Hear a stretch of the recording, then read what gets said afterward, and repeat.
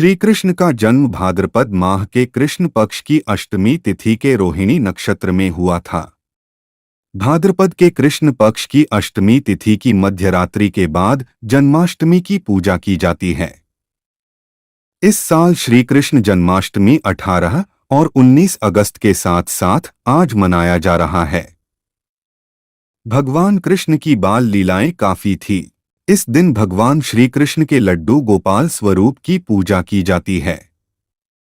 क्या आप जानते हैं श्री कृष्ण के लड्डू स्वरूप की छाती पर पैर का एक चिन्ह होता है। बाल गोपाल की छाती पर इस निशान को लेकर एक पुरातन कथा है। ऐसी मान्यताएं हैं कि एक बार महर्षियों के बीच ब्रह्मा विष्णु महेश में श्रेष्ठता को लेकर चर्चा हो रही थी। जब इस चर्चा का कोई अंतिम परिणाम नहीं निकला तो ब्रह्मा जी के पुत्र महर्षि भृगु को इसकी जिम्मेदारी सौंपी गई।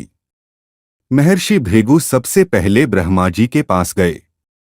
चूंकि महर्षि भृगु तीनों महादेवों की परीक्षा ले रहे थे, इसलिए ब्रह्मा जी के पास जाकर उन्होंने ना तो उन्हें प्रणाम किया और ना ही उनके सामने सिर झुकाया।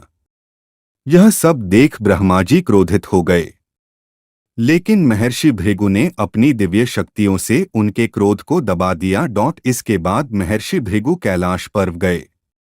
महर्षि भृगु को आता देख भगवान शिव प्रसन्न हो गए और उन्होंने अपने स्थान से उठकर उन्हें गले लगाना चाहा, लेकिन महर्षि भृगु ने महादेव का अभिनंदन स्वीकार नहीं किया।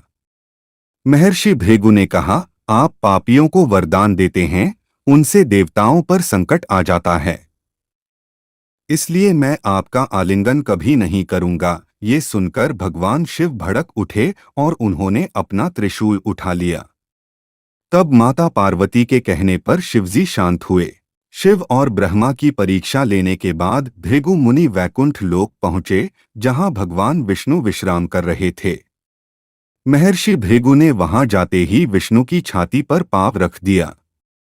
विष्णु जी उठे और उन्होंने महर्षि भृगु को प्रणाम करते हुए कहा, हे महर्षि, आपके पाँव पर कहीं चोट तो नहीं लगी है? इन चरणों का स्पर्श तो तीर्थ धामों को पवित्र करने वाला कोमल आपके चरणों के स्पर्श से आज मैं धन्य हो गया हूँ। यह सुनकर महर्षि भृगु की आंखों से आंसू छलक उठे।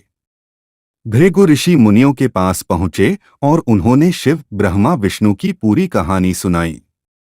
तब सभी ने माना कि भगवान विष्णु त्रिदेवों में सर्वश्रेष्ठ माना।